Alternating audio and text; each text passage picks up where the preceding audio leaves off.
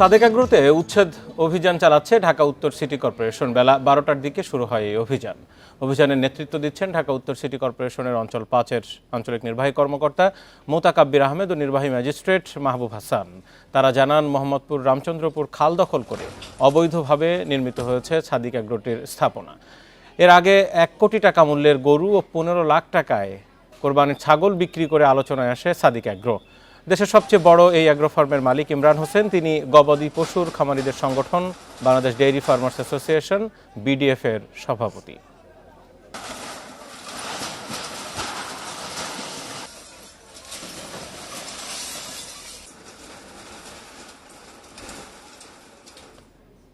মোহাম্মদপুরের আলোচিত এই সাদেক এগ্রোতে এই মুহূর্তে রয়েছেন সহকর্মী বনি ইবনে কামাল। অভিযান চলছে সেখানে, জানবো তার কাছ থেকে। বনি, বেশ কয়েক ঘন্টা ধরেই তো অভিযান চলছে, এখন পর্যন্ত কতটি স্থাপনা ভাঙা হয়েছে আর এই বিষয় নিয়ে কর্মকর্তারা সর্বশেষ যে ব্রিফিং করেছেন সেখানে কি জানিয়েছেন? বাসায় আমরা যে জায়গাটিতে দাঁড়িয়ে আছি এই জায়গায়ও কিন্তু দখল করে অবৈধ স্থাপনা করা হয়েছিল। এখানে বসতি ছিল এবং তারা কিন্তু সকাল থেকেই নিজেদের বসতি সরিয়ে নিয়েছে। আমি যদি আপনাকে আমার বাম সাইডের অবস্থা দেখাতে চাই, যেটা সাদেক এগ্রোর মূল শেড, সেই শেডটি কিন্তু এরই মধ্যে ভাঙার কার্যক্রম শুরু করেছে ঢাকা উত্তর সিটি কর্পোরেশন এবং এক প্রকার তছনছ করে ফেলা হয়েছে। আমরা যতদূর দেখতে পেয়েছি, আমরা কাউন্সিলর সঙ্গে কথা বলছিলাম, এই এলাকার কাউন্সিলর আসিফ সাহেব, তার সঙ্গে কথা বলছিলেন। তিনি আমাদেরকে বলছিলেন যে দীর্ঘদিন ধরে আসলে এই জায়গাগুলো দখল করে এরকম এগ্রো এবং হইতেছে যে বসবাসের বিষয়টি সেটি ছিল, কিন্তু সেটি আসলে শেষ পর্যন্ত যেন না থাকে সে বিষয়টি নিশ্চিত করার জন্য এই অভিযান। পাশাপাশি আমরা যখন এই অভিযানের নেতৃত্ব দানকারীর মধ্যে একজন অঞ্চল 5-এর প্রধান মোতাকাব্বির আহমেদ, তার সঙ্গে কথা বলছিলাম, তিনি বলছিলেন যে খালের যে ডিমার্কেশন রয়েছে তাদের কাছে এখন পর্যন্ত, সেই ডিমার্কেশন অনুযায়ী সাদেক এগ্রো এই জায়গায় এরকম একটি শেড বানাতে পারে না এবং এর প্রেক্ষিতে আজকের এই অভিযান এবং এই অভিযানে পুরো যে শেড রয়েছে সাদেক এগ্রো সেটি ভাঙা পড়বে। আমরা তার কাছে জানতে চেয়েছিলাম যে ডিমার্কেশনের যে পিলার রয়েছে সেই পিলার অনুযায়ী যদি আমরা দেখি কিছুটা জায়গা ভাঙার বাইরে পড়তে পারে, কিন্তু তিনি বলছেন যে হাইকোর্টের যে আদেশ রয়েছে সে অনুযায়ী খালের 30 ফিটের ভিতরে কোনো ধরনের স্থাপনা থাকতে পারবে না, এই কথাটি কিন্তু তিনি আমাদেরকে বলছেন। সে কারণে এখানে যে স্থাপনাটি রয়েছে অর্থাৎ সাদেক এগ্রোর যে শেড রয়েছে সেই শেড পুরোটাই ভাঙা পড়বে এবং সেই কাজ কিন্তু চলমান রয়েছে। আমরা দেখেছি যে সকাল 10টার সময় এই অভিযান শুরু হওয়ার কথা থাকলেও সেটি কিন্তু দুপুর 12টা বা বেলা 12টার দিকে শুরু হয়। যেমনটা বলছিলেন যে মূল শেডই ভেঙে দেওয়া হয়েছে অবৈধ স্থাপনা হিসাবে, সরকারি জায়গায় সেই হিসেবে। তারপরে বলাই যায় যে পুরো স্থাপনাটি, মানে পুরো এগ্রোটির আসলে বেশিরভাগই অবৈধ ছিল। যদি তাই হয়, এখানে সরকারের মোটামুটি বেশ বড় বড় কর্মকর্তারা, সিটি কর্পোরেশনের অনেকেই এখানে আগে গেছেন, কেউ কি দেখেননি আগে? এতদিন ধরে কেন সময় লাগলো?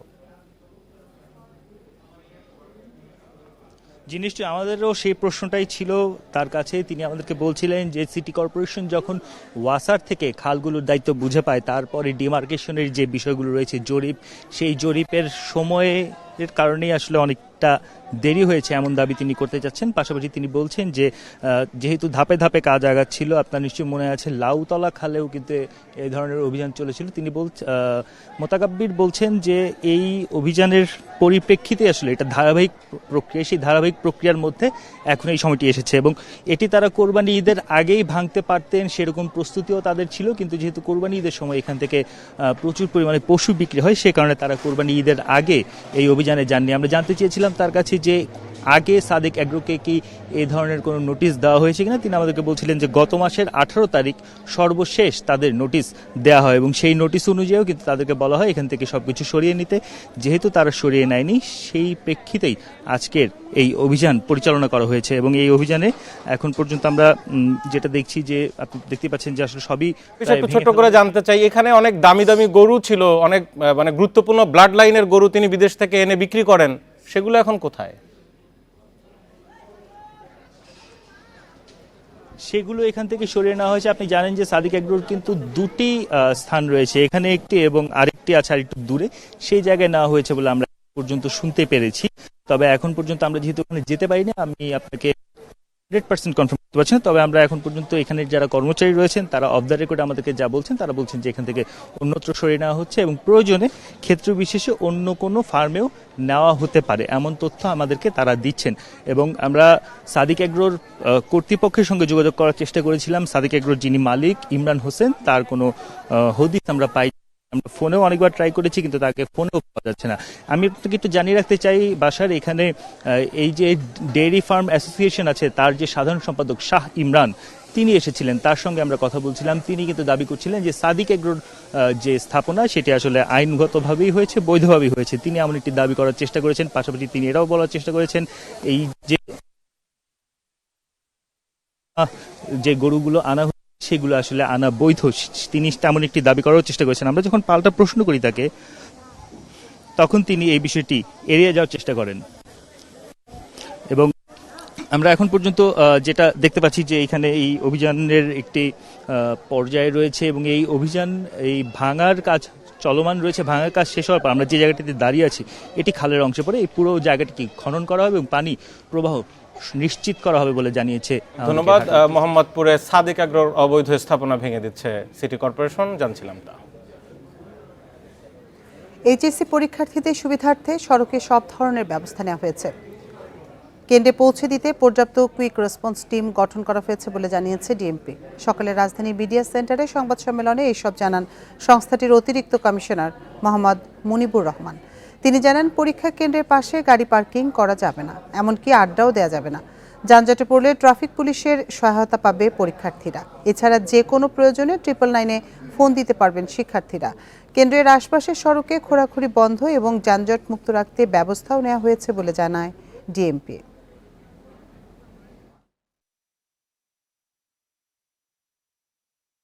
অনেক সময় অনেক পরীক্ষার্থীর পরীক্ষা কেন্দ্রে যেতে দেরি হতে পারে, পরীক্ষার অনেক সময় পথ ভুল করতে পারে বা বিভিন্ন কারণে হয়তো নার্ভাস জনিত কারণে পরীক্ষা কেন্দ্রে কোনো কারণে হয়তো অনেক সময় যাওয়ার পথে কোনো বাধা আসতে পারে। সেই ক্ষেত্রে আমাদের বিভিন্ন জায়গায় কুইক রেসপন্স টিম থাকবে। অবশ্যই জরুরি প্রয়োজনে 999-এ ফোন করতে পারেন।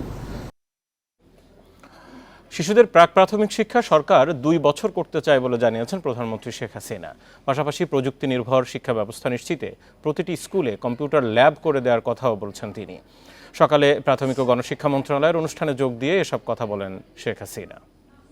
বাংলাদেশ প্রতিষ্ঠার কাণ্ডারি ওসমানী স্মৃতি মিলনায়তনে প্রাথমিক ও গণশিক্ষা মন্ত্রণালয়ের অনুষ্ঠান। বিষয়ভিত্তিক কুইজ পাতা প্রদান। শুরুতে শিশুবান্ধব প্রাথমিক শিক্ষা স্মার্ট বাংলাদেশের দীক্ষা প্রতিপাদ্যের জাতীয় প্রাথমিক শিক্ষা সপ্তাহ উদ্বোধন করেন প্রধানমন্ত্রী। পরে নানা প্রতিযোগিতায় জয়ী শিক্ষার্থীদের তুলে দেন পুরস্কার।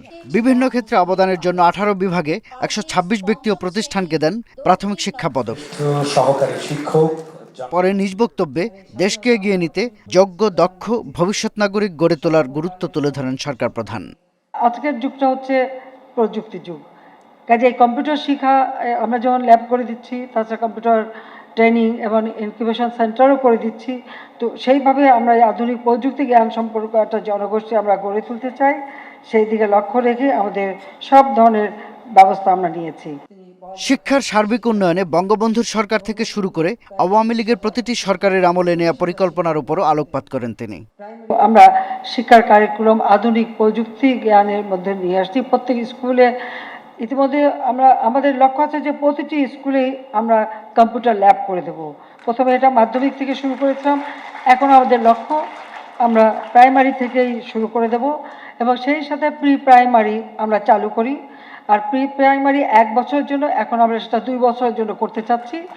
শুধু কেতাবি পাঠ্যক্রমে আটকে না রেখে সৃজনশীল শিক্ষায় শিশুদের প্রতিভা বিকাশের যৌক্তিকতা ও প্রাসঙ্গিকতা তুলে ধরেন শেখ হাসিনা। আমি সেই সবুজের মতো নিষ্পাপ শিশুটি বলছি। পরে শিশুদের বর্ণিল ও মনোমুগ্ধকর সাংস্কৃতিক পরিবেশনা উপভোগ করেন প্রধানমন্ত্রী।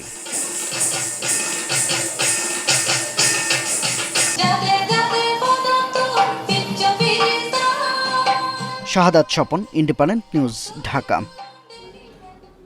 আওয়ামী লীগের দলীয় তহবিল ছাড়িয়েছে 100 কোটি টাকা। 21টি ব্যাংক হিসেবে এই অর্থ রাখা। আর এ তথ্য জানা গেছে নির্বাচন কমিশনে দেয়া আয় ব্যয়ের হিসেব থেকে। বেলা 11টার দিকে আওয়ামী লীগ কোষাধ্যক্ষ আশিকুর রহমানের নেতৃত্বে 4 সদস্যের প্রতিনিধি দল যায় নির্বাচন কমিশন সচিবালয়ে। ইসি সচিবের কাছে 2023 সালের আয় ব্যয়ের হিসেব জমা দেয় তারা। হিসেব বিশ্লেষণ করে দেখা যায় 2022 সালের তুলনায় 23 সালে আয় ও ব্যয় দুটোই বেড়েছে। 2023 সালে ব্যয় 9,87,36,36,000, 2022-এ তা ছিল 7,86,84,000 টাকা। 2023 সালে আয় 27,14,45,000, এর আগের বছরে তা ছিল 10,71,00,000-এর বেশি। বছর শেষে ব্যাংকে জমা ছিল 90,55,31,000 টাকা, এখন তা 100 কোটির উপরে।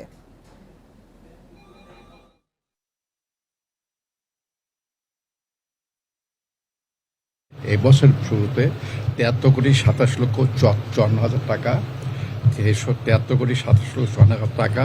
উদ্বৃত্ত গত বছরের উদ্বৃত্ত হলো 17,27,09,000 টাকা। এ দুটো যোগফল করলে 90,55,31,000 টাকা। জাতির জনক বঙ্গবন্ধু শেখ মুজিবুর রহমানকে নিয়ে তৈরি হলো 11 পর্বের অ্যানিমেশন সিরিজ খোকা। এতে বঙ্গবন্ধুর ছোটবেলা থেকে স্বদেশ প্রত্যাবর্তন পর্যন্ত ঘটনাবলী তুলে ধরা হয়েছে। আইসিটি বিভাগের মোবাইল গেম ও অ্যাপ্লিকেশন দক্ষতা উন্নয়ন প্রকল্পের উদ্যোগে সিরিজটি নির্মিত হয়েছে। বঙ্গবন্ধু সামরিক জাদুঘরে সিরিজটির 5টি প্রদর্শনীর আয়োজন করা হয়েছে। বেলা 11টায় ছিল প্রথম প্রদর্শনী। সংসদ সদস্যদের জন্য বিশেষ প্রদর্শনী ছিল বেলা 1:30টায়। আয়োজকরা জানান, বঙ্গবন্ধু শেখ মুজিবুর রহমান শুধু রাজনৈতিক ব্যক্তিত্ব বা জাতির জনকই নন, ছিলেন অসামান্য মানবিক গুণাবলীরও অধিকারী। তার সহনশীলতা, মানবিকতার শিক্ষা নতুন প্রজন্মের কাছে তুলে ধরতেই এই অ্যানিমেশন সিরিজটি।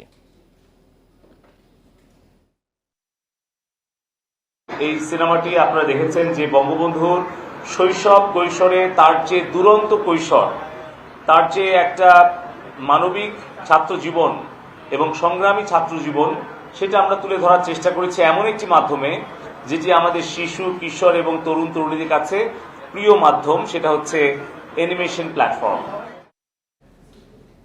বহুল আলোচিত রাজস্ব কর্মকর্তা মতিউর রহমানের বড় মেয়ের সম্পদের পরিমাণ তার মার 4 গুণেরও বেশি। আলাদা আয়কর নথিতে মামের মোট সম্পদ 52 কোটি টাকা দেখানো হলেও বাস্তবে আরও বেশি বলছেন বিশ্লেষকেরা। 5টি কোম্পানিতে মেয়ের বিনিয়োগের তথ্যও পাওয়া গেছে, তবে মেয়ের আয়কর নথিতে মিলেছে নানা অসঙ্গতি। ইন্ডিপেন্ডেন্ট টেলিভিশনের অনুসন্ধানে উঠে এসেছে এসব তথ্য। বিদেশের মাটিতে নিজের পরিচয় দেন মেকআপ আর্টিস্ট। আয় বলতে এইটুকুনি, বৈধ পথে বিদেশে টাকা নেয়ার কোনো তথ্যও নেই। অথচ তার চালচলন, জীবনযাপন ধনাঢ্য ব্যক্তিদেরও হার মানায়। 32 বছর বয়সী এই যুবতী ফারজানা রহমান ইপসিতা, মতিউরের প্রথম স্ত্রীর বড় মেয়ে। নেট দুনিয়া এরই মধ্যে বিস্মিত হয়েছে তার কানাডার গাড়ি বাড়ির ছবি দেখে। তবে দেশের সম্পদের তথ্য আরও অবাক করার মতো। আয়কর নথিতে 5 কোম্পানিতে 7 কোটি টাকা বিনিয়োগের তথ্য আছে। নরসিংদী, গাজীপুর, ঢাকায় জমি ও বাড়ির দাম দেখিয়েছেন প্রায় 13 কোটি টাকা। ব্যাংক আমানত, সঞ্চয়পত্র, নিজের কোম্পানিকে ঋণ, ভাইকে দেয়া ধার বাবদ ইপসিতার সম্পদ 22 কোটি টাকা। অলংকার, ফার্নিচার ও নগদ মিলিয়ে আছে 2.25 কোটি। অন্যদিকে ব্যাংকে ঋণ 2 কোটি টাকা। সে হিসেবে সম্পদ 42 কোটি টাকা। নরসিংদীতে হেবাসূত্রে 1.5 একর জমির মালিক ইপসিতা। আয়কর নথিতে এই জমির বর্ণনা থাকলেও দাম উল্লেখ নেই। রাজধানীর বসুন্ধরায় 30 থেকে 40 কোটি টাকা দামের 7 তলা বাড়িসহ 5 কাঠা জমির দাম দেখিয়েছেন মোটে 5 কোটি টাকা। নীলক্ষেতে পার্কিং সহ 1,500 স্কোয়ার ফিট ফ্ল্যাটের দাম ধরেছেন মাত্র 60 লাখ। এটা দুর্ভাগ্যজনক হলেও যে পদ্ধতিটি সরকারের নেওয়া উচিত সেটা হচ্ছে যে দুদকের মাধ্যমে একটা নির্মোহ একটা তদন্ত করানো এবং সেটার মাধ্যমে সবকিছু উদ্ঘাটিত করায়। ইপসিতার মা লাকির আয়কর নথিতে সম্পদ আছে 12 কোটি টাকার। বিপরীতে ব্যাংক ঋণ 2 কোটি টাকা। কোটি টাকার পাজরে চড়লেও নথিতে লাকির নিজস্ব গাড়ির কোনো তথ্য নেই। তবে গাড়ির বিপরীতে সম্পদ মূল্য দেখানো আছে 3.25 লাখ টাকা। গ্রামে এমন প্রাসাদসম অট্টালিকা থাকলেও আসবাবপত্রের দাম মাত্র 75,000 টাকা। 1.5 একর জমি হেবাসূত্রে পাওয়া, এ কারণে দাম ধরা হয়নি। মিরপুরে একই ভবনে 4টি ফ্ল্যাটের মালিক, তবে তা হেবাসূত্রে পাওয়া। আবার মেয়ে ইপসিতা মাকে দিয়েছেন কোটি টাকা উপহার। আয়কর নিবন্ধন নম্বর TIN নিতেও চালাকি করেছেন লাকি। টিনে ভুয়া ঠিকানা দিয়েছেন শিক্ষিকা থেকে রাজনীতিক বনে যাওয়া এই নারী। Ruhul Amin, independent news, Dhaka. MP Anwarul Azim হত্যায় অংশ নেওয়ার অভিযোগে 7 জনকে গ্রেপ্তার করা হলেও হত্যার সুনির্দিষ্ট মোটিভ নিয়ে এখনও নিশ্চিত নয় মহানগর গোয়েন্দা পুলিশ। ব্যবসায়িক ও রাজনৈতিক কারণে আমলে নিয়েই তদন্ত করা হচ্ছে বলে জানিয়েছেন সংস্থাটির অতিরিক্ত কমিশনার হারুনুর রশিদ। দুপুরে ডিএমপির মিডিয়া সেন্টারের সংবাদ সম্মেলনে এসব তথ্য জানান। বলেন, গ্রেপ্তারকৃতদের রিমান্ডে নিয়ে জিজ্ঞাসাবাদ করা হবে। এর আগে বুধবার চট্টগ্রামের ফটিকছড়ির পাথাল কালী মন্দির থেকে হত্যায় জড়িত অভিযোগে মোস্তাফিজুর ও ফয়সালকে গ্রেপ্তার করা হয়। ছদ্মনামে 23 দিন সেখানে আত্মগোপনে ছিলেন তারা। পরে আটক ফয়সাল ও মোস্তাফিজকে হেলিকপ্টারে করে ঢাকায় আনা হয়। আজিম হত্যা মামলায় দেশে 7 জন আর ভারতে গ্রেপ্তার 2 জন। কিলিং মিশনের যে 7 জন, এই 7 জনের মধ্যে 7 জনই কিন্তু আটক আছে। বাংলাদেশের পার্টি আছে 5 জন, ইন্ডিয়ার পার্টি আছে 2 জন। এর ছাড়াও এর বাহিরে আরো 2 জন গ্রেপ্তার আছে। এ পর্যন্ত আমাদের খাতে গ্রেপ্তার হয়েছে টোটাল 7 জন। হত্যাকাণ্ডের যে মোটিভ তো অবশ্যই আছে, সুনির্দিষ্ট মোটিভটা তো এখনো আমরা সঠিকভাবে বলতে পারছি না। বগুড়ায় জেলখানা থেকে কয়েদি পালানোর ঘটনায় সারা দেশের কারাগারগুলোতে নিরাপত্তা জোরদার করা হয়েছে। তৎপরতা বেড়েছে আইন শৃঙ্খলা বাহিনীর। এদিকে ফাঁসির আসামি পালানোর ঘটনা নজিরবিহীন উল্লেখ করে জেল কোড অনুযায়ী কারাগার পরিচালনায় জোর দেন সংশ্লিষ্টরা। বরিশালে কেন্দ্রীয় কারাগারের ভেতর ও বাইরে জোরদার করা হয়েছে নিরাপত্তা। বসানো হয়েছে অতিরিক্ত নিরাপত্তা চৌকি। দর্শনার্থীদের ক্ষেত্রেও নেওয়া হয়েছে বাড়তি সতর্কতা। উত্তরাঞ্চলের সবচেয়ে বড় কেন্দ্রীয় কারাগার রাজশাহী কেন্দ্রীয় কারাগারের কার্যক্রম চলছে 200 বছরের পুরনো ভবনে। ধারণ ক্ষমতার 3 গুণেরও বেশি বন্দী আছে এই কারাগারে। তবে বন্দীদের নিরাপত্তা সহ সার্বিক বিষয়ে গুরুত্ব দেওয়া হচ্ছে বলে জানিয়েছে কারা কর্তৃপক্ষ। 1997 সালে রংপুর কেন্দ্রীয় কারাগারে উন্নীত হলেও পুরনো ভবনেই চলছে কার্যক্রম। তবে কারাগারের নিরাপত্তা নিশ্চিতে সতর্ক থাকার কথা জানিয়েছে কর্তৃপক্ষ। এদিকে সংশ্লিষ্টরা বলছেন, দায়িত্বশীলদের অবহেলার জেরেই ঘটেছে এমন ঘটনা। ভবিষ্যতে আরও সতর্ক থাকার ও নিরাপত্তা নিশ্চিতে প্রয়োজনীয় ব্যবস্থা নেওয়ার তাগিদ তাদের।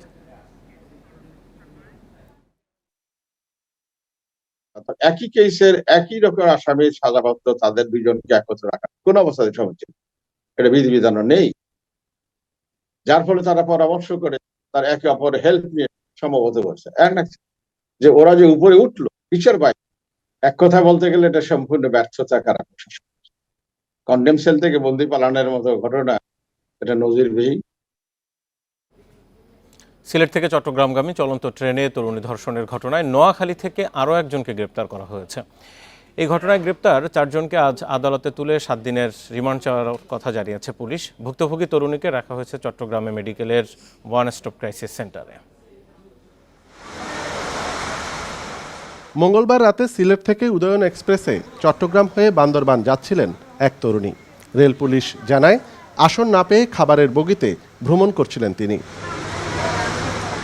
অভিযোগ করা হয়েছে, ট্রেনটি ভোরে লাকসাম এলাকায় পৌঁছালে ট্রেনে খাবার সরবরাহকারী প্রতিষ্ঠানের 3 কর্মী শরীফ, জামাল ও রাশেদুল ওই তরুণীকে ধর্ষণ করে। অভিযুক্ত 3 জনকে বুধবার সকালে চট্টগ্রাম রেল স্টেশন থেকে গ্রেপ্তার করা হয়।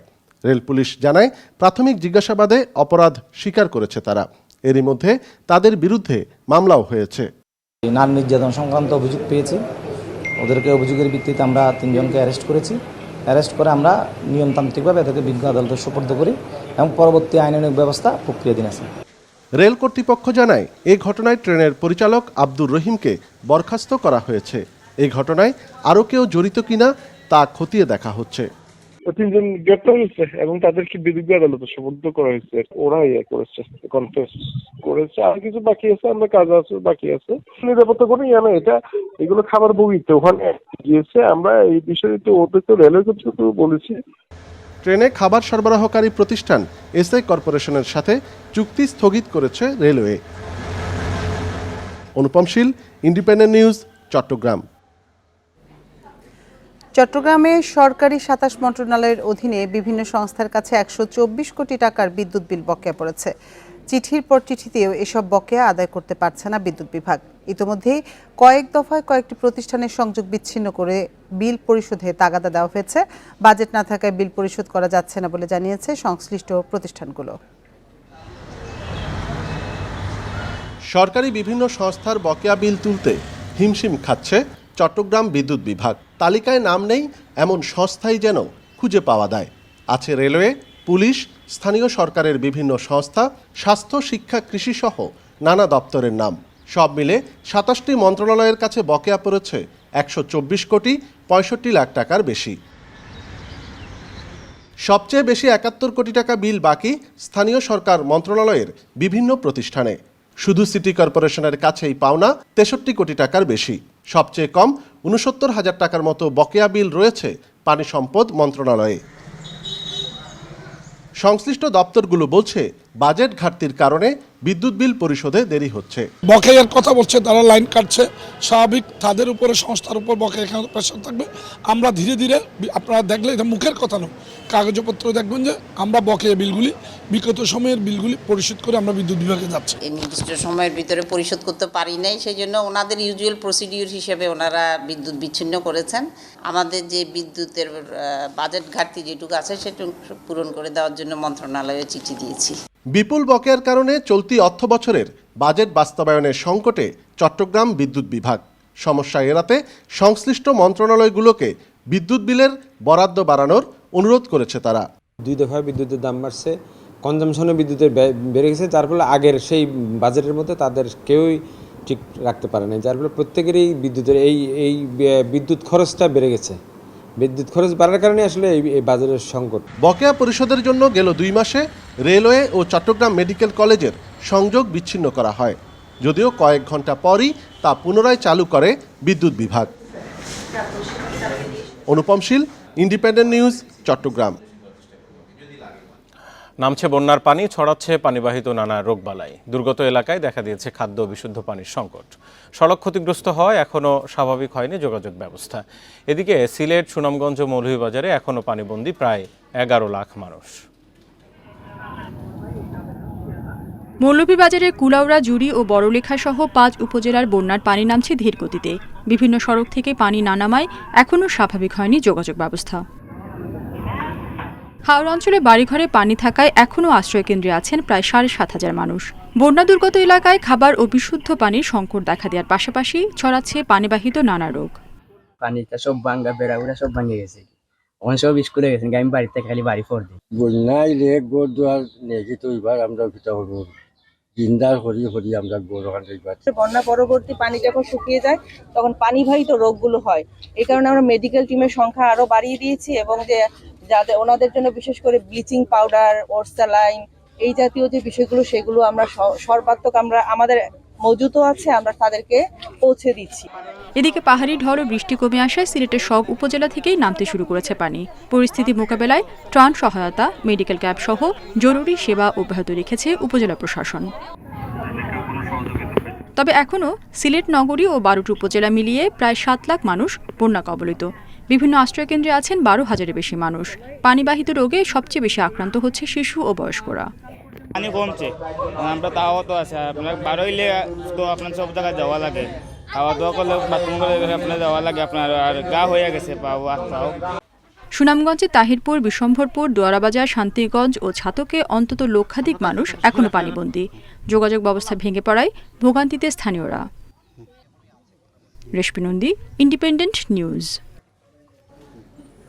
ভারতের সঙ্গে তিস্তা চুক্তি যাতে আবার অনিশ্চয়তায় না পড়ে সেজন্য বাংলাদেশকে সতর্ক হতে বলছেন বিশেষজ্ঞরা। কূটনীতি বিশ্লেষকের সংখ্যা কৌশলগত ভুল ও রাজনৈতিক জটিলতা বাধা হতে পারে। তবে মোদির সঙ্গে মমতার সম্পর্কের অবনতিকে বড় সংকট হিসেবে দেখছেন দিল্লির সাংবাদিক। এসব সমস্যা দূর করতে দুদেশের কারিগরি দলকে ভূমিকা রাখার পরামর্শ তাদের। প্রধানমন্ত্রীর সাম্প্রতিক ভারত সফরে তিস্তার পানি বন্টন ইস্যুটি গতি পেয়েছে। কারিগরি দল পাঠানো ও রংপুরে উপ হাই কমিশন খোলার ঘোষণা দিয়েছেন নরেন্দ্র মোদী। কিন্তু আবার বিরোধিতা শুরু করেছেন পশ্চিমবঙ্গের মুখ্যমন্ত্রী মমতা ব্যানার্জি। 2011 সালেও বাগড়া বসিয়েছিলেন তিনি। গায়ের জোরে ভাবছে নর্থ বেঙ্গল থেকে জিতেছি বলে নর্থ বেঙ্গলের মানুষকে ডিপ্রাইভ করব। তিস্তায় পানি নেই, মমতার এই দাবি মানতে নারাজ নদী গবেষক ইনামুল হক। ঢাকাকে প্রকৃত তথ্য সংগ্রহ করার তাগিদ দিয়েছেন তিনি। জল তো ছিল বা জল তো থাকার কথা, হাজার হাজার বছর, 17 বছর ধরে জল থাকে, তো এখন জল গেল কোথায়? হ্যাঁ, উজানে তো হিমালয় ছাড়িয়ে চীনে যাওয়ার তো কোনো চান্স নাই, তাহলে ওটা কোথায় আটকে রাখছে সেটা ব্যবস্থা করতে হবে। তো সেইটা আমাদের বাংলাদেশ থেকে একটা টিম দিয়ে, পশ্চিমবঙ্গের একটা টিম, সেন্ট্রালের একটা টিম দিয়ে আমরা সিকিম ভিজিট করে আসুক, দেখে আসুক। মুখ্যমন্ত্রী মমতা বন্দ্যোপাধ্যায়ের সঙ্গে আলোচনা করা উচিত, করে বিষয়টা তাকে বোঝানো উচিত। যে বোঝানোটা সরকারি স্তরে আমলা লেভেলে বৈঠক হলে সেটা সম্ভব নয়, সেটা রাজনৈতিক স্তরে যদি বৈঠক হয়, পররাষ্ট্রমন্ত্রী নিজে যদি মমতা বন্দ্যোপাধ্যায়ের সঙ্গে বৈঠক করেন, তাহলে এ ব্যাপারে ভুল বোঝাবুঝিটা আমার মনে হয় কাটতে পারে। দিল্লির সাংবাদিক মন্তব্য করেছেন, ভারতের কেন্দ্রীয় ও পশ্চিমবঙ্গ সরকারের মধ্যে রাজনৈতিক দূরত্ব স্পষ্ট হয়েছে। মমতাকে সাথে নিয়েই সংকট দূর করার প্রস্তাব দিয়েছেন গৌতম লাহিড়ী। ভারতে কেন্দ্রের রাজ্যের মধ্যে যদি মতের বিভেদ থাকে তাহলে সেই ক্ষেত্রে পানি সংক্রান্ত চুক্তির ব্যাপারে জটিলতা হতে পারে। তার প্রকৃষ্ট উদাহরণ হচ্ছে আপনার তিস্তা। এখন যেহেতু মমতা ব্যানার্জি মুখ খুলে বলেই ফেলেছেন এবং এখনকার রাজনৈতিক প্রেক্ষাপট ভারতে কিন্তু 2010 সালের রাজনৈতিক বা 11 সালের রাজনৈতিক প্রেক্ষাপটের চাইতে অনেক বেশি বিরূপ হিসাবে চিন্তা করা যেতে পারে, বাস্তব অবস্থা প্রেক্ষিতে বলছি। তো সেই ক্ষেত্রে এখানে তো আমরা মানে আশঙ্কা বা শঙ্কিত হওয়ার মতো একটা কারণ জায়গা তো আছেই। মমতার বিরোধী অবস্থানের কারণে তিস্তা ইস্যু আবারও ভেস্তে যাওয়ার শঙ্কা কূটনীতিক বিশ্লেষকের। বলছেন তিস্তার সাথে গঙ্গার পানি বণ্টনও ঝুলে যেতে পারে। এক্ষেত্রে সৃষ্ট রাজনৈতিক জটিলতা এড়াতে কূটনৈতিক মোকাবেলা জোরদারের পরামর্শ দিয়েছেন বিশেষজ্ঞরা। Mahmuda Moumita, independent news, Dhaka. জনগণের স্বার্থের বাইরে কাজ না করতে সরকারের প্রতি আহ্বান জানিয়েছেন বিএনপি মহাসচিব মির্জা ফখরুল ইসলাম আলমগীর। দুপুরে নয়াপল্টনে নারী ও শিশু ফোরাম আয়োজিত মানববন্ধনে এই মন্তব্য করেন তিনি। বিএনপি মহাসচিব বলেন, ভারতের কাছে সরকার দেশকে পুরোপুরি জিম্মি করে দিয়েছে। সম্প্রতি প্রধানমন্ত্রীর ভারত সফর করলেও সীমান্তে বাংলাদেশি হত্যা নিয়ে কোনো কথা বলেননি। বিএনপি প্রধান খালেদা জিয়া সুচিকিৎসার অধিকার থেকে বঞ্চিত বলেও মন্তব্য করেন তিনি। খালেদা জিয়ার মুক্তির দাবিতে আবারও সবাইকে এক হয়ে আন্দোলন করার আহ্বান জানান মহাসচিব। তিস্তার পানি সমস্যা, যেটা বন্টনের যে সমস্যা, সেটাকে আপনি বাতিল করে দিলেন। অর্থাৎ তিস্তার পানি বন্টনের সমস্যা হইল না, অভিন্ন নদীগুলোর পানি বন্টনের কোনো সমস্যা হইল না। এইভাবে আপনার দেশকে পুরোপুরিভাবে ভারতের কাছে একেবারে জিম্মি করে দিচ্ছে। আপনারা দেখছেন বিরতিহীন সংবাদ। সংবাদে আরো যে থাকছে, সরবরাহে সংকট না থাকলেও গত এক মাসে আলুর দাম বেড়েছে 10%, ডিমের দামও চড়া।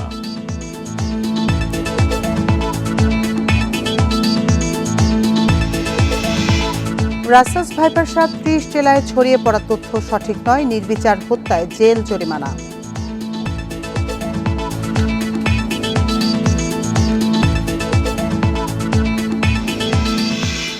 নেত্রকোনার কমলাকান্দায় চোরাচালান বিরোধী অভিযানে 3064 বস্তা ভারতীয় চিনি জব্দ করা হয়েছে। সকালে উপজেলা নির্বাহী ম্যাজিস্ট্রেট শহীদুল ইসলাম এ তথ্য জানান। বুধবার থেকে রাত 11টা পর্যন্ত উপজেলার সীমান্তবর্তী বিভিন্ন বাড়ি ও দোকানে অভিযান চালায় উপজেলা প্রশাসন, বিজিবি ও পুলিশের যৌথ টাস্ক ফোর্স। এ সময় 3064 বস্তা ভারতীয় চিনি জব্দ করা হয়, যার আনুমানিক বাজার মূল্য 2,20 লাখ টাকা। বিদেশি পণ্যের অবৈধ মজুদ ও বিক্রি বন্ধে সীমান্তবর্তী এলাকায় এ অভিযান চালানো হয় বলে জানিয়েছে উপজেলা প্রশাসন।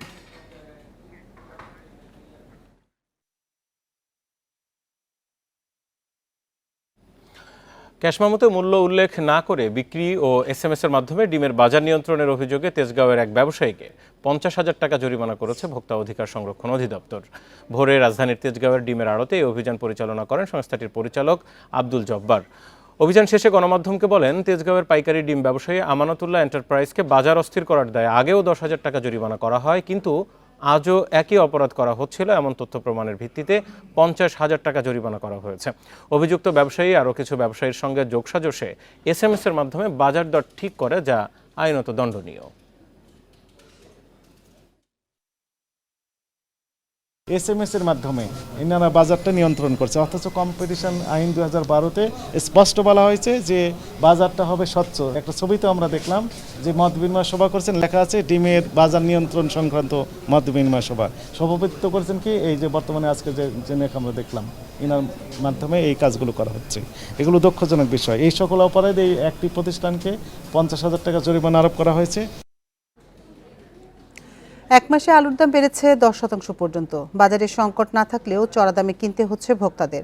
স্বাভাবিক হয়নি ডিমের দামও। পাইকারি বাজারে প্রতি কেজি আলু বিক্রি হচ্ছে 58 থেকে 60 টাকা কেজি দরে, খুচরা বাজারে তা 65 থেকে 70 টাকা। বাড়তি দামের জন্য পরিবহন খরচকে অজুহাত দিচ্ছেন বিক্রেতারা। তবে ক্রেতাদের দাবি, সরকারি নজরদারির অভাবে সুযোগ নিচ্ছে ব্যবসায়ীরা। এদিকে ডিমের দামেও স্বস্তি মিলছে না। প্রতি ডজন ফার্মের মুরগির ডিম বিক্রি হচ্ছে 160 টাকায়। আড়তে অভিযান চালিয়েও সুফল মিলছে না। বাজার স্বাভাবিক রাখতে নিয়মিত অভিযানের কথা বলছে ভোক্তা অধিকার সংরক্ষণ অধিদপ্তর। এই দেখবেন যে গাড়ি টাড়ি আসে নাই, গাড়ি ভাড়া বেশি আসলে এই জন্য দাম বেড়ে গেছে। 15,000 টাকার গাড়ি ভাড়া 30,000 টাকা। বা চাকরিজীবী আমাদের ক্ষেত্রে সীমিত একটা ইনকাম আছে, এর ভেতরে চলতে হয়। আর বাড়তি যদি জিনিসপত্রের দাম দিয়ে কিনতে হয় তাহলে অনেক কষ্ট হয়ে যায়। এ বিষয়ে বিস্তারিত জানাতে কারওয়ান বাজার থেকে আমাদের সাথে যোগ দিচ্ছেন সহকর্মী শাহিদ আহমেদ। শাহিদ, যেমনটি দেখা যাচ্ছে প্রত্যেকটি নিত্যপণ্যের দাম বাড়তি, আলু, পেঁয়াজ, ডিম সবকিছুর দামই বাড়তি। বাজার ঘুরে আপনি পরিস্থিতি কেমন দেখছেন এবং এত অভিযানের পরেও কেন বাজার নিয়ন্ত্রণ করা যাচ্ছে না, কর্তৃপক্ষ কি বলছে?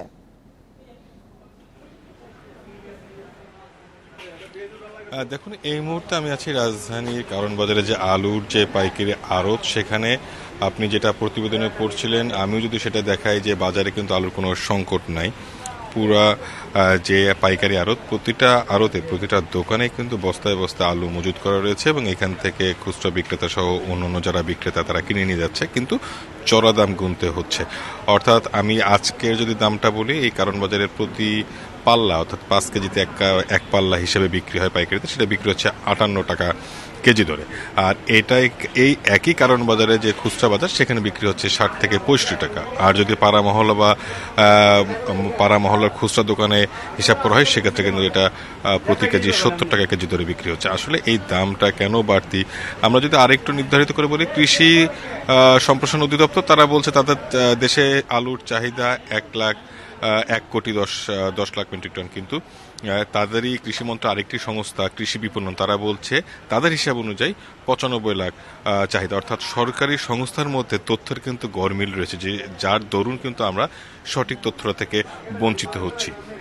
আর যদি হিমাগার মালিক সমিতি তারা বলছে যে আলুর কিছুটা সংকট রয়েছে, যে নির্ধারিত টার্গেট ছিল সেই তুলনায় টার্গেট তারা ফুলফিল করতে পারে না বলে এই দামটা বেশি হচ্ছে। আর এখানে যারা বিক্রেতা, যারা আড়তদার, যারা পাইকার, তারা বলছে যে ঈদের সময় গাড়ি ভাড়াটা অর্থাৎ পরিবহন খরচটা বেড়ে গিয়েছিল, অনেক দ্বিগুণ দিতে হচ্ছে, সেই প্রভাবের দরুন কিন্তু দামের বিষয়টা পড়ছে। আর এবার যদি আসি ডিমের বিষয়ে, কিছুক্ষণ আগে জাতীয় ভোক্তা অধিকার সংরক্ষণ অধিদপ্তরের মহাপরিচালকের সাথে আমার কথা হয়েছিল, ওনার বক্তব্য জানতে চেয়েছিলাম। তিনি যেটা বলছে যে ডিমের কিন্তু আজকে ভোরবেলাও কিন্তু পাইকারি আড়তে কারসাজির অভিযোগ যে কয়েকজন ব্যবসায়ীকে জরিমানা করা হয়েছে, তারা অভিযান অব্যাহত রাখবে এবং আগামী মঙ্গলবার এই ডিমের পাইকার, আড়তদার এবং খুচরা বিক্রেতার এবং কোম্পানি যারা আছে, বহুজাতিক কোম্পানি, উৎপাদক কোম্পানি, তাদের সাথে তারা একটা বৈঠক করবে। বৈঠকের পরে তারা পরবর্তী সিদ্ধান্ত জানাতে পারবে যে আসলে কি। এই মঙ্গলবার তারা সবাইকে সভা ডেকেছে। এর পাশাপাশি আলুর বিষয়ে তারা যেটা বলছে যে তারা আলু গত বছর যেটা ছিল এই বছরে কিন্তু আরও বেশি, এই আলুর দাম সহ অন্যান্য নিত্যপণ্যের দাম স্বাভাবিক রাখতে নিয়মিত অভিযান পরিচালনা করা হবে। পাশাপাশি এই সংকট মোকাবেলার জন্য যাতে আমদানির দ্বার উন্মুক্ত করা হয় সেই বিষয়ে বাণিজ্য মন্ত্রণালয় কাজ করছে বলে জানাচ্ছে ভোক্তা অধিকার সংরক্ষণ অধিদপ্তর। মূলত এই ছিল রাজধানীর বাজার পরিস্থিতি থেকে সবশেষ। রাজধানীর কারওয়ান বাজার থেকে বাজার পরিস্থিতি সবশেষ তথ্য জানাচ্ছিলেন সহকর্মী শাহিদ আহমেদ। অর্থনীতিকে চাঙ্গা, কর্মসংস্থান বাড়াতে এসএমইতে ঋণ ও নীতি সহায়তা বাড়ানোর তাগিদ দিয়েছেন অর্থনীতিবিদরা। পর্যাপ্ত সময়মতো ঋণ না পাওয়া এ খাতের উদ্যোক্তাদের প্রধান সমস্যা। প্রায় 52% এসএমই উদ্যোক্তা এখনও ব্যাংক ঋণ সুবিধার বাইরে রয়েছেন। কুটির, ক্ষুদ্র ও মাঝারি শিল্পে বর্তমানে দেশের 2 কোটির বেশি মানুষের প্রত্যক্ষ ও পরোক্ষ কর্মসংস্থান রয়েছে। শিল্প খাতের মোট কর্মসংস্থানের প্রায় 85%ই এসএমই খাতের। তবে এখনও এসএমই উদ্যোক্তাদের প্রধান সমস্যা অর্থায়ন। উৎপাদন শিল্প জরিপ অনুযায়ী দেশের অতি ক্ষুদ্র শিল্প কারখানার 48%-এর ব্যাংক ঋণ রয়েছে। বাকি 52% কারখানার মালিক নিজের টাকায় বিনিয়োগ করেছেন। অনেক ক্ষুদ্র উদ্যোক্তা এনজিও থেকে উচ্চ সুদে ঋণ নিচ্ছে। ব্যাংকাররা বলছেন, প্রয়োজনীয় কাগজপত্রের জটিলতায় ব্যাংকগুলো এসএমই খাতে ঋণ দিতে আগ্রহী হয় না। লোনগুলো দেওয়ার জন্য যথেষ্ট সচেষ্ট হতে হবে ব্যাংকগুলোকে। সবাই সব জানি আমরা, কার টাকা দরকার, ব্যাংকের লোন দেওয়া দরকার, এভরিবডি নোজ দিস, কিন্তু এটাকে মিলনটা হচ্ছে না। সেই মিলনটা হওয়ার জন্য প্রথমত ব্যাংকের মাইন্ডসেটটা চেঞ্জ করতে হবে যে আমরা এই সেক্টরে যাবই। অর্থনীতিকে চাঙ্গা ও কর্মসংস্থান বাড়াতে এসএমইতে ঋণ ও নীতি সহায়তা বাড়ানোর পরামর্শ অর্থনীতিবিদদের। এ খাতের উন্নয়নে অর্থায়ন আরও সহজ করা জরুরি বলছেন উদ্যোক্তারা। বাংলাদেশে জুট হচ্ছে, লেদার হচ্ছে, প্লাস্টিক হচ্ছে, আদার্স যে প্রোডাক্টগুলো আছে সেই প্রোডাক্টের যেই সুযোগটা আমরা নিতে পারছি না। এই পাড়ার যে চ্যালেঞ্জটাকে উত্তরণের জন্য সরকারের নীতি সহায়তাগুলো দরকার। এসএমইগুলোকেও যেগুলো একটু বেটার পারফরমেন্স করতে পারে তাদেরকে যদি একটা সিস্টেমের মধ্যে নিয়ে আসতে পারি, তাদেরকে যদি আমরা পলিসি সাপোর্ট দিতে পারি এবং তাদেরকে এক্সপোর্টের জন্য আমরা যদি রেডি করতে পারি, তাহলে সেখান থেকেও কিন্তু আমাদের এক্সপোর্ট আর্নিংস আসা সম্ভব। দেশের জিডিপিতে এসএমই খাতের অবদান 27%, কিন্তু পরিসংখ্যানে দেখা যায় দেশে মোট যত ঋণ দেয়া হয়েছে তার মাত্র 10% পেয়েছে এ খাত। ইফাতারা, ইন্ডিপেন্ডেন্ট নিউজ। দুদকের মামলার জেরে 8 বছর ধরে রাঙামাটি পাবলিক কলেজের ভবন নির্মাণ কাজ বন্ধ রেখেছে ঠিকাদার। এতে ব্যাহত হচ্ছে লেখাপড়া, কলেজের উন্নয়নও সম্ভব হচ্ছে না। তবে জটিলতা নিরসন করে দ্রুত নির্মাণ কাজ শুরুর আশাবাদ জানিয়েছেন জেলা প্রশাসক। 2014 সালে স্থাপিত রাঙামাটি পাবলিক কলেজে ভবন নির্মাণের জন্য 5,66,00,000 টাকার প্রকল্প অনুমোদন দেয় পার্বত্য চট্টগ্রাম উন্নয়ন বোর্ড। কাজ শুরু হয় 2016 সালে, যা শেষ হওয়ার কথা ছিল 2018-তে। তবে ঠিকাদার ও অর্থ সংরক্ষণকারী শাখা ব্যাংক ম্যানেজারের বিরুদ্ধে দুদকের দুর্নীতি মামলার জেরে কিছুদিন পর কাজ বন্ধ হয়ে যায়। রুম সংকটে দীর্ঘদিন ধরে ব্যাহত হচ্ছে লেখাপড়া। কলেজে কোনো ভবন নাই, একদম ছোটখাটো একটা ভবন আছে। আমাদের এখানে ক্লাস করতে অনেক সমস্যা, গরমের মধ্যে দাঁড়ায় থাকতে হয়, ক্লাসে সবার জায়গা হয়ে ওঠে না। এই অবস্থায় শিক্ষার পরিবেশ নিশ্চিত করতে পারছেন না কলেজ কর্তৃপক্ষ। শিক্ষকদের এমপিও আবেদন সহ কলেজের উন্নয়নও সম্ভব হচ্ছে না। দুর্নীতি হয়েছে মর্মে যে দুর্নীতি দমন কমিশন এসে এখানে দুর্নীতি দমন কমিশন একটি মামলা করে ঠিকাদারের বিরুদ্ধে। এরপর থেকেই তো কাজ টোটালি বন্ধ। এখন তো আমরা কিছু চাইলেই করতে পারতেছি না। তবে জটিলতা নিরসনে উদ্যোগ নেওয়ার কথা জানিয়েছেন জেলা প্রশাসক। হাইকোর্টে মামলা রয়েছে, আপনারা জানেন পার্বত্য উন্নয়ন বোর্ড থেকে এটি নির্মিত হচ্ছে। মামলাটি যেন দ্রুত নিষ্পত্তি হয় সেজন্য পার্বত্য উন্নয়ন বোর্ডকে আমরা অনুরোধ করেছি দ্রুত নিষ্পত্তি করে এবং যেন দ্রুত কাজটি সম্পন্ন করা যায়। রাঙামাটি পাবলিক কলেজে বর্তমানে 750 শিক্ষার্থী লেখাপড়া করে। খণ্ডকালীন সহ 13 জন শিক্ষক ও 5 জন কর্মকর্তা কর্মচারী আছেন। Independent news. ইসলামী বিশ্ববিদ্যালয়ের শিক্ষক কর্মকর্তাদের ঘিরে বিতর্ক যেন থামছেই না। ভিসি প্রভিসি বিতর্ক শেষ না হতেই এবার রেজিস্ট্রারের অর্থ লেনদেনের অডিও ও অশ্লীল ভিডিও ভাইরাল হয়েছে। এতে প্রতিষ্ঠানের ভাবমূর্তি নষ্ট হয়। ক্ষুব্ধ শিক্ষার্থীরা উপাচার্য বলছেন একটি মহল কর্মকর্তাদের সম্মানহানি করতে চাইছে। ভিসি নানা ধরনের অনিয়মের অডিও, প্রভিসি নিয়োগ সংক্রান্ত চ্যাটিং ফাঁসের পর এবার আলোচনায় কুষ্টিয়া ইসলামী বিশ্ববিদ্যালয়ের রেজিস্ট্রার আলী হাসানকে ঘিরে। সম্প্রতি তার সাথে এক ঠিকাদারের অর্থ লেনদেনের অডিও ও এক নারীর অশ্লীল ভিডিও ভাইরাল হয়েছে। এতে শিক্ষার্থীরা ক্ষুব্ধ। একজন সাধারণ শিক্ষার্থী হিসাবে মেনে নেওয়া, এটা ধারণ করা খুবই কষ্টদায়ক। সঠিক তদন্তের মাধ্যমে এই ভিডিওটা যদি সঠিক হয়ে থাকে, এই ভিডিওর সাথে সংশ্লিষ্ট যারা আছে তাদেরকে শাস্তির আওতায় আনা হয়। এসব ঘটনায় শিক্ষক কর্মকর্তারাও বিব্রত, বলছেন এতে প্রতিষ্ঠানের ভাবমূর্তি ক্ষুণ্ণ হচ্ছে। ছাত্র ছাত্রী থেকে শুরু করে কর্মকর্তা কর্মচারী শিক্ষক সবাই এটাতে বিব্রত বোধ করে এবং বিচলিত হয়। এবং আমি যদি নিজেই দুর্বল হই, আমার সন্তানকে শাসন করাও তো আমার জন্য খুব কঠিন হয়ে যায়। অডিও ভিডিও যে ভাইরালগুলো হচ্ছে সে বিষয়গুলো আমরা দেখতেছি পত্রপত্রিকায় বা মোবাইলে, ফেসবুকে, আইডিতে, কিন্তু সেই ক্ষেত্রে কোনো পদক্ষেপ আমরা তো প্রশাসনের দিক থেকে কখনোই পাইনি। কর্মকর্তাদের সম্মানহানির জন্য একটি মহল অপপ্রচার চালাচ্ছে বলে দাবি উপাচার্যের। দুর্নীতি হলে প্রাতিষ্ঠানিক অভিযোগ জানানোর আহ্বান তার। উনি ওনার কাছ থেকে টাকা নিয়েছেন এবং এই টাকাটা এই যে এখানে এই যে টাকা জমা দিয়েছে, এই যে চেক নাম্বার, তো এরকম ডকুমেন্ট দিয়ে, তা নাহলে এটা হচ্ছে আমার মনে হয় যে শুধুমাত্র যেন একটা মেলাইন করা, একজনের মান সম্মান হানি করা। অডিও ভিডিও ফাঁসে প্রতিষ্ঠান সবচেয়ে বেশি ক্ষতিগ্রস্ত হচ্ছে বলেও মন্তব্য করেন বিশ্ববিদ্যালয়ের উপাচার্য। Independent news. আর এই ছিল বিরতিহীন সংবাদ দুপুরের আজকের আয়োজন। এতক্ষণ সাথে থাকার জন্য ধন্যবাদ সবাইকে। ফেসবুক, ইউটিউব আর এক্সে আরও সংবাদ জানতে